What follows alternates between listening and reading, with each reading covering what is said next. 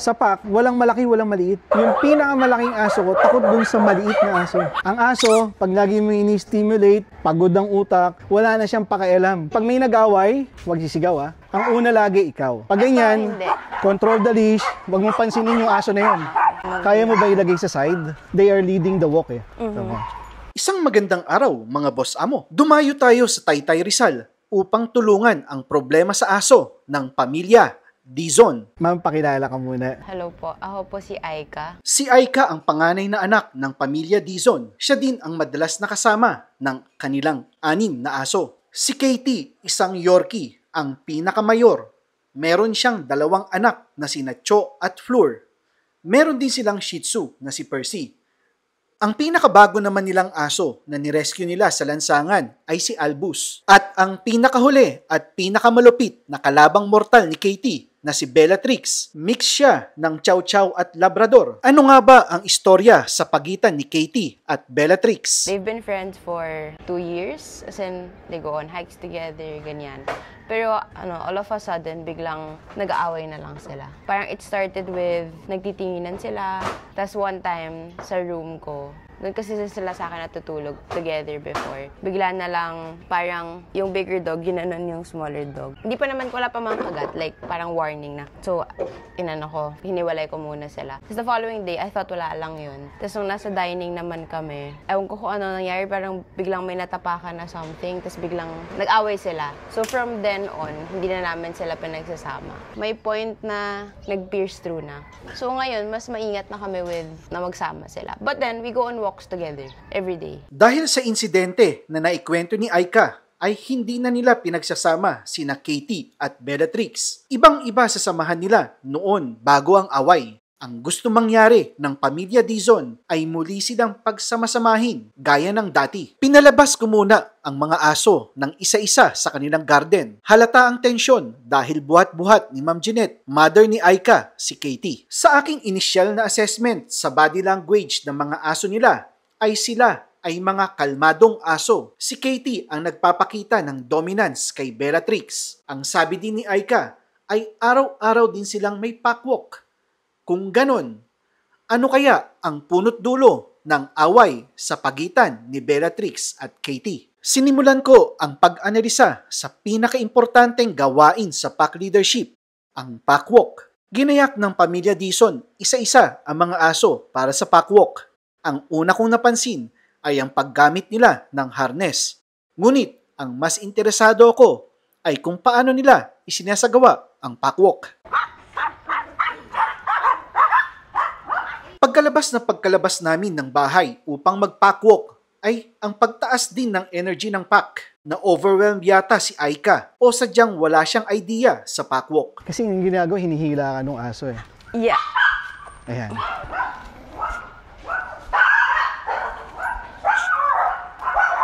Bellatrix, huwag kang Kaya mo ba ilagay sa side? Hindi. Hindi ko kayang i-command yun sa kanya. Yun. Actually, that's one. They are leading the walk eh. Sa klase ng packwalk ni na Aika na ang aso ang nauna ay ang aso ang nasusunod sa packwalk. Kung saan hihinto ang aso, doon hihinto si na Aika. Ang ganitong paraan ng packwalk ay kung iisipin ay parang okay lang naman sa mata ng tao. Ngunit sa isip ng aso, ito ay hindi maganda. Dahil ang mga aso ay likas na manipulative. Kung sila ang may kontrol sa packwalk, ay ibig sabihin, sila din ang may kontrol sa pack sa loob ng bahay. Nagpa-packwalk ka na eh. So, ang kailangan mo lang gawin is, you have to control yung pack. Okay? Alam ko, mahirap sa una na nasanay ka na nauuna sa yung aso.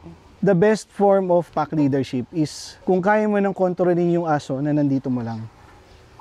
Nandito sila, yung puwet, pwede yan.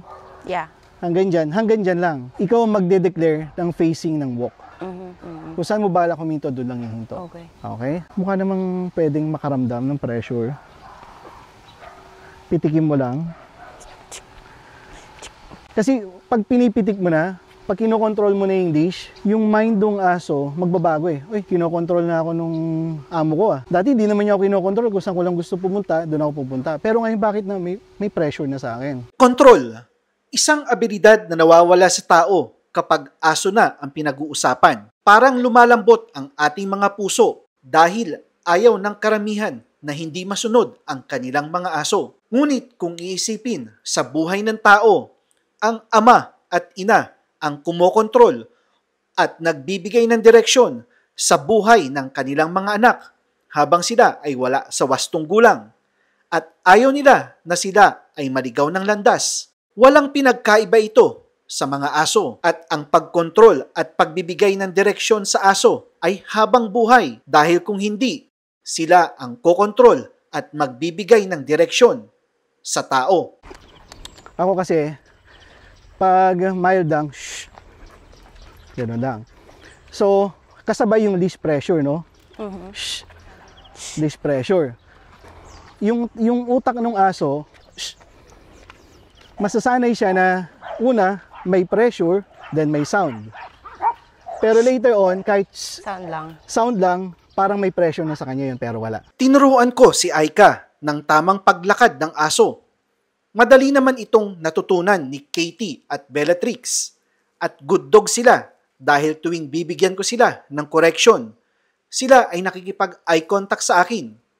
Ibig sabihin, sila ay nagpe-pay attention sa aking mga utos. Pag dalawa na hawak mo, dalawang kamay, pwede mong gamitin to. Okay? O kaya dito. Hindi mo naman sinisipa eh. Binablock mo lang. Pinakita ko din kay Aika na posible na ang dalawang aso ay maglakad ng sabay sa likod o tagiliran lang. Kailangan lang ang kalmadong pag-iisip at leash pressure sa tuwing sila ay mauuna. At dahil nga ang mga aso nila ay ito pa lang ang unang beses na gagawin ang proper pack walk, paulit-ulit na leash pressure ang ginawa ko upang sila ay masanay. Ang gawain na kailangan ding pagdaanan ni Aika kapag sila-sila na lang. Meron ba silang problema sa ibang aso? Tinatahol nila, tumatahol sila. Pag ganyan, Hindi. control the leash, huwag mong pansinin yung aso na yun. Ang hindi lang tumatahol, ito. Hindi siya tumatahol. Everyone else tumatahol. Dito na lang po tayo. Dito tayo.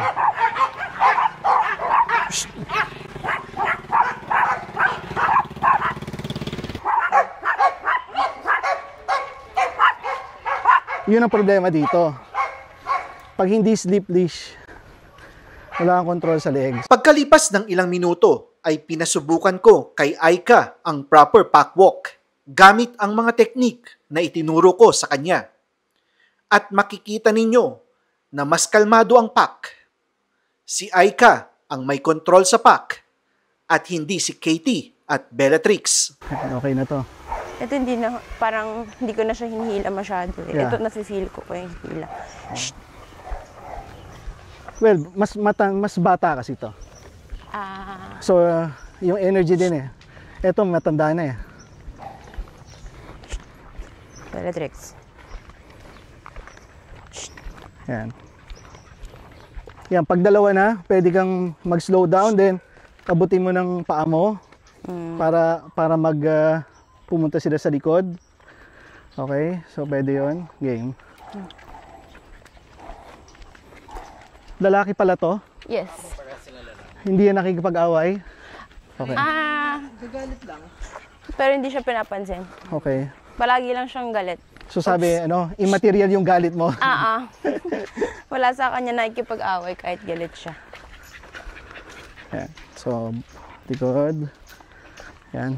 Sarap ng feeling, di ba? Pag nandito sa side mo ang aso, then you lead the pack, di ba? Yan ang the best form of leadership. Kapag halimbawang sobrang tension na yung leash, hinto. Pag halimbawa hindi nyo kayang kontrolin, overwhelmed na rin yung mind mo, kasi ayaw pumunta sa side, nasa harap lang, hinto. Then pag halimbawa nag-relax na, tuloy. Come on. Yan. Okay. Pag nagbabatak, hinto. Okay. Sit. Yan. Good. Good. Wait, sit. Up. Mga hatak ka agad eh. So, dapat, ang mindset, ang utak lagi, kalmado. So alam mong pagpapasok is excited sila, dapat ikaw yung magli-lead na kalmado ka lang para hindi sila ma-excite. Oh, excited ka na.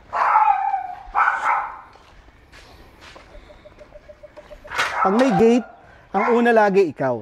Never mauna ang aso. Ang isang indication ng relax na aso, nakalabas ang dila, lawlaw, yan, relax yan. Kahit di nakaupo, okay lang. So, yan, relax na. Sige, pasok na. Okay, come on. Okay, yan, una ka, good. Yan, sa'yo, sir. Okay. Okay, good. Yan. Ayan, si ma'am.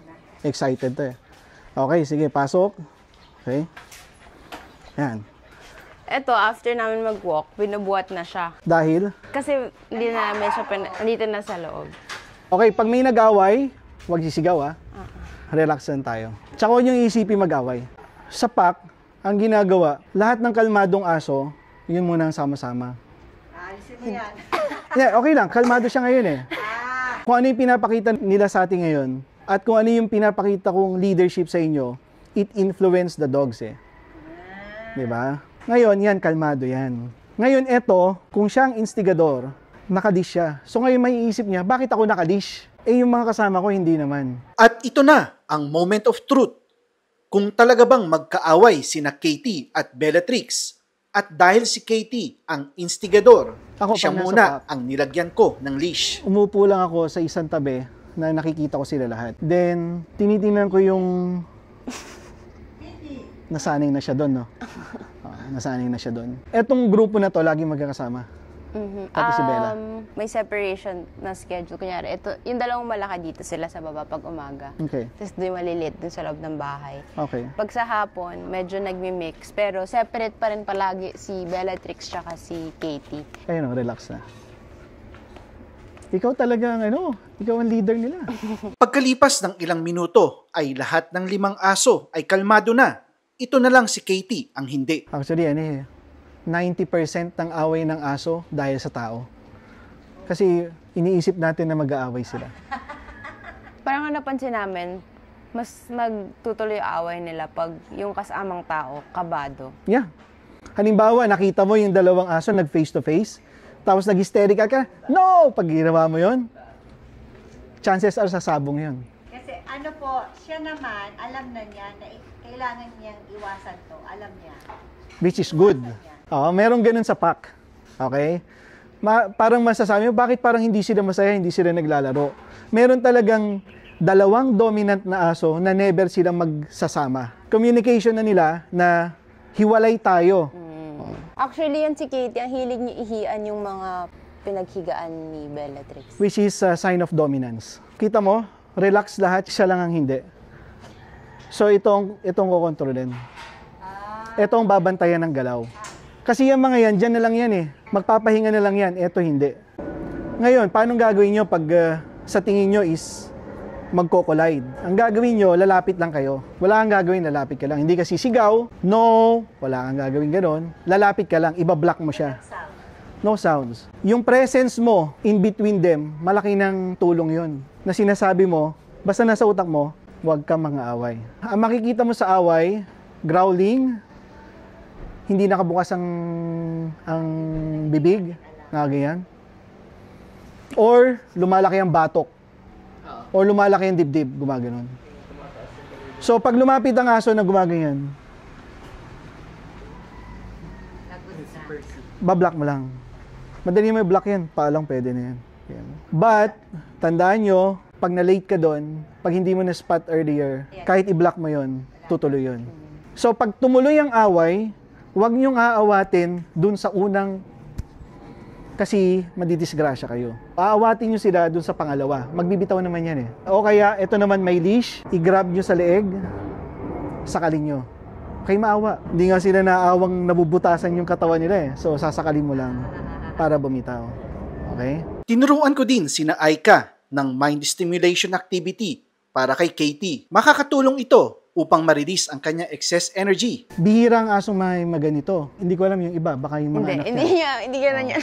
Imagine mo yan, oh. So yan, ayoko ibigay. Gusto ko, ako magdidictate kung kailan ko ibibigay. Di ba? Hindi niya makagat. Bigyan niyo naman siya ng maliit na.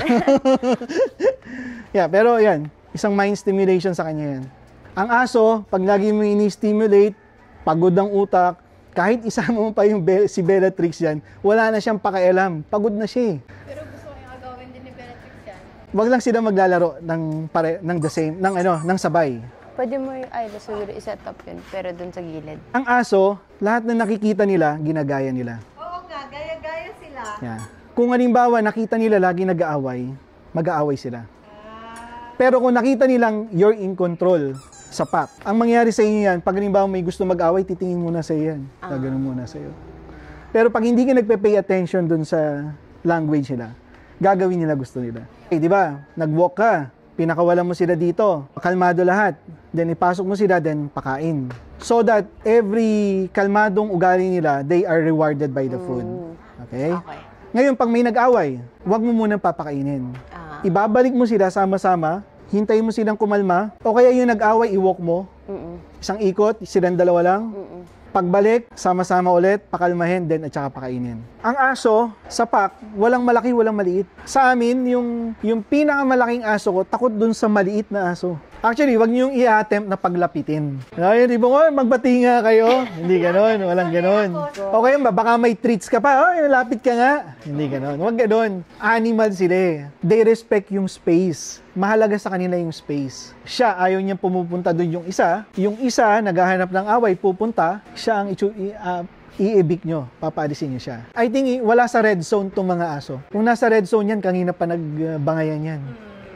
Lang yun nga, sa family, kailangan consistent. Kung ano yung pinoproject mo, ganun din sila. Not necessarily sintas ng level ng projection mo, but kahit paano, hawig. Para yung buong pack, consistent. Finally, nakatingin sa sayo. Good girl, Katie. Ma'am, kunin mo. Hawakan mo lang. Yan, na good girl siya. Very good yan. Sabi, pag umupo pala ako, meron akong libreng himas. Yan. Tingnan mo yung buka ng bunganga niya. Relax yan.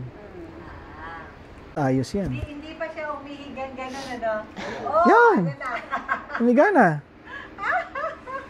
Okay na. Yung state na yan dapat yung state nila bago mo pakainin. Yan, tignan mo, oh. Oh, yan. Good, Katie. Oh. Maasar ka sa simula. Akala mo nagpe-fail ka, ayaw sumunod sa'yo. Pero pag magiging consistent ka lang, magagawa mo yun. Ito ang Dog Hang, Episode 1. Sa mga may problema sa aso, pwede nyo kami i-message sa aming Facebook page. Yun lang po sa ngayon at maraming salamat sa panonood.